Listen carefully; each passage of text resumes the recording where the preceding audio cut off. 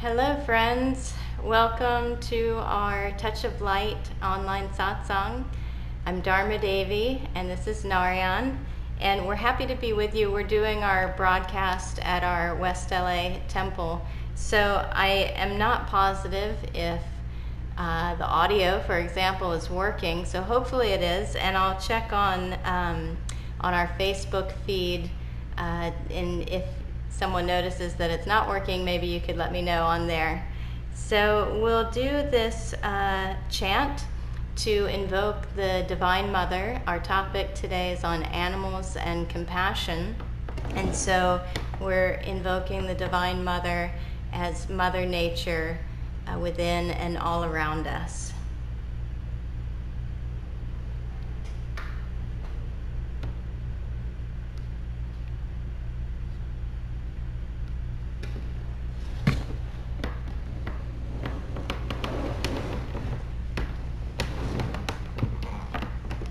Engrossed is the bee of my mind on the blue lotus feet of my Divine Mother.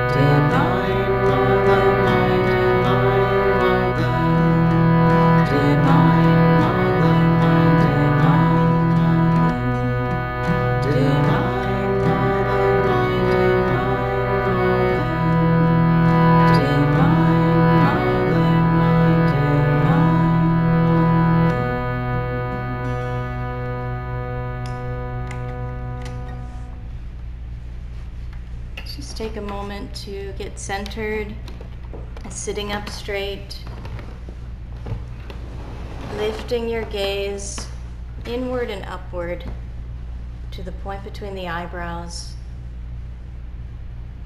Take a few deep, calming, relaxing breaths in and out through the nose, breathing diaphragmatically, consciously letting go of the past and letting go of preoccupations with the future, being still inwardly, calming the heart,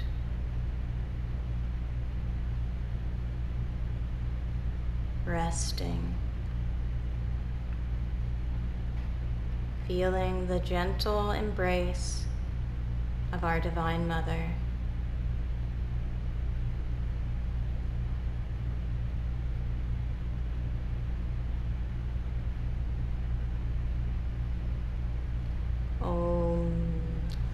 peace.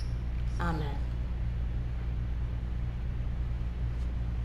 So welcome again, and I'm going to read to you our Jyotish and Devi's blog for this week on animals and compassion. And I'll pull up the screen with their blog. I'm just going to check and see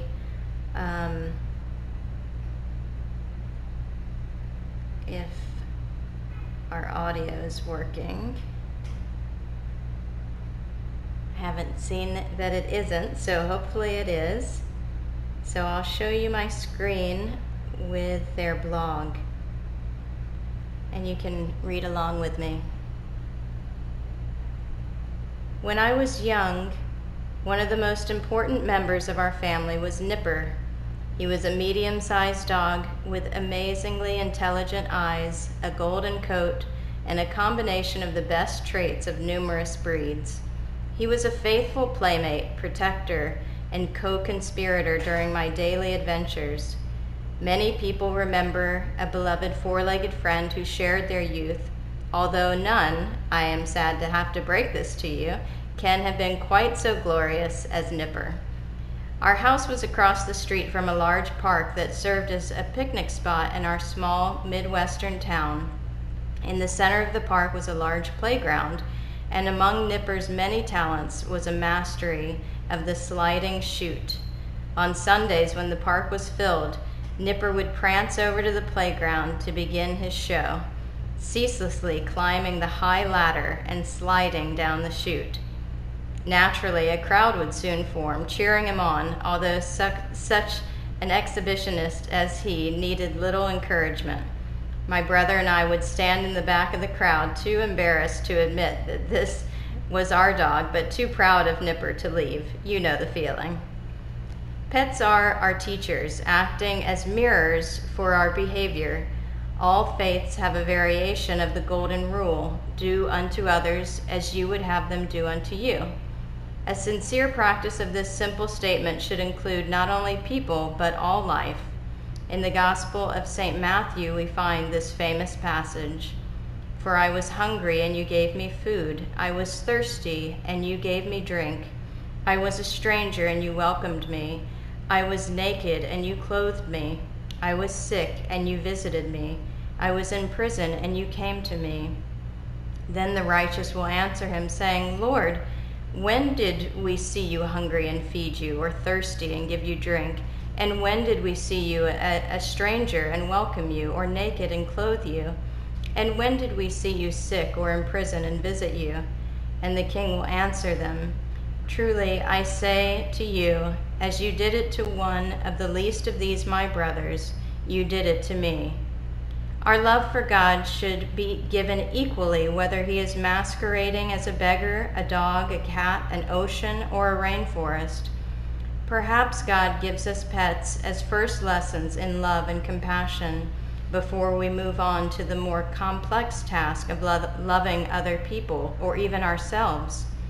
We recently attended a fundraising dinner put on by the Gibord Center, an interfaith work in Los Angeles, dedicated to building bridges and fostering respect among various spiritual expressions. The highlight of the evening was a short film about how various traditions treat animals. I've included below a link to the trailer. The film itself is available there as well.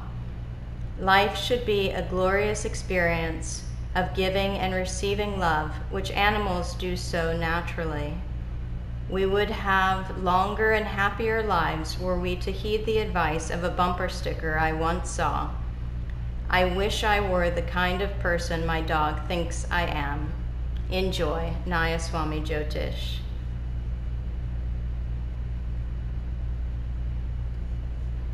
So friends, this blog of Jyotish's reminded me, we actually, Dharma Devi and I have a little toy fox terrier dog named Kali. Kali is the Divine Mother, and our little dog we think of as a little expression of the Divine Mother. And I was reminded here what Jyotish was saying, that we should give our love equally to all, and that maybe God perhaps gives us pets at first as a way that we can exercise our compassion. And why is it so easy to love a pet? Well, one reason is they are so loving and giving in their affection to us, right? And they're completely in the present moment. So their compassion flows so seamlessly through them. Animals have an ego, but it's not the kind of ego like you and I have. They don't have the thwarting cross currents, all the different things that get us caught up in agitation and restlessness and disturbance. It's just, yes, they're thinking about their own welfare in terms of the fight or flight instinct, but when animals relax and they feel safe, and when we express love to them, they just shower us in return. And it's this kind of love that we see reflected through unconditionally through an animal that gives us a glimpse into how we should be acting unto all of our friends, all of our family, and of course all strangers and people that we don't know, and even so-called enemies.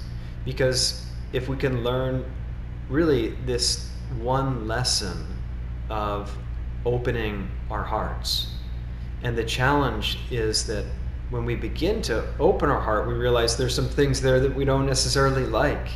We share in our Festival of Light at Ananda, long we feared to face your love, lest our emptiness it prove.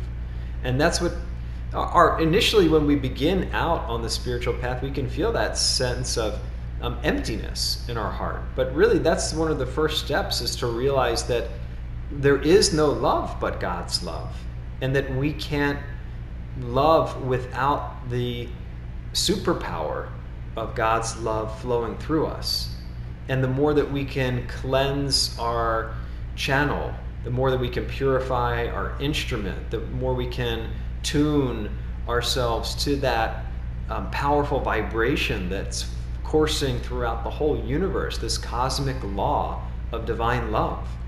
And we can start just simply with pets, and then we can start with our family and our friends, and then we can begin to expand that love and compassion in concentric circles going out in an expansive way.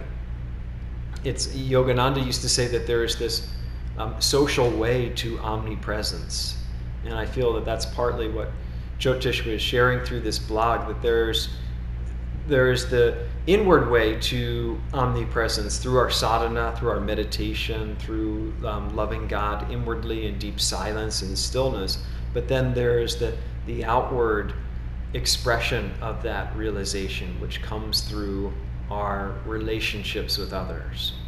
And I'm deeply grateful to Swami Kriyananda in this regard, because he gave one of the principles at Ananda of people are more important than things.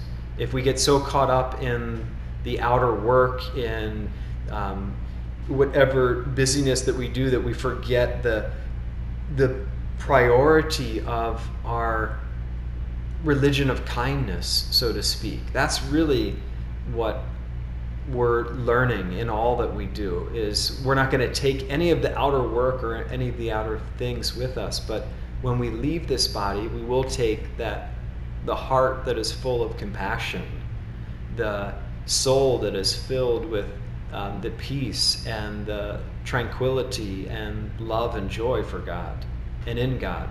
That's really what we're going to take. So we can use animals and loving them and loving our friends and expanding that out to embrace all life. And then we too will be just like a puppy dog before the Divine Mother, and we'll roll over in joyful self-offering to her. And I'll just share, Narayan mentioned our little dog Kali, and unfortunately we're not at home, or Kali would be with us for the broadcast. He usually curls up either right in between us or over to the side. And it's such a great blessing to have animals in our lives, and as Narayan mentioned, they really teach us that quality of unconditional love. I remember some years ago we would have some meetings in the guest house where we live, and sometimes there was tension and complicated issues that we were dealing with. And Kali was so sensitive, she could feel when someone in the group was feeling emotional or getting emotionally disturbed, and she would go up to one person and as they were trying to express themselves and maybe getting a little emotional, she would jump on their lap and start licking their face, and as if to say, it's okay, you'll be okay. And then she would just go around in a circle as people were sharing, one person to the next, to just try to calm everyone's emotions and help them to tune into that quality of love. And it's such a great blessing when you have an animal that you can just express that pure love to. You don't have, sometimes on the human level, we play games with each other. Oh, well, I'm mad at you right now because you said such and such and that made me unhappy, or whatever it might be, and with animals, they just go right to the heart. There's no games except maybe playing ball or something. But really, that's another great aspect to animals and having them in our lives, just like children. I was with Nayaswami Bharat, who recently released his book, Deep Nature Play. And I was talking to him about play. And I said, how can we, if we feel self-conscious as an adult with playing, just being silly or being childlike? And he said, well, the best thing you can do is to get around animals or children, and they'll teach you how to play. And it's so true that when we are with animals, that they just break down those barriers. And Gandhi said something very important about animals. He said that the moral, I can't remember it exactly, but I'm paraphrasing, that you can tell the quality and the moral standing of a nation by the way it treats its animals. And it's really important. We think about pets and how we treat our pets, and I think Yogananda said that that we could have gotten to the moon much faster if somebody had shot a dog up to the moon in a satellite, because we would have worked so hard to get that dog back. It wasn't so much about the ambition to get to the moon, but so much the ambition to save that animal's life.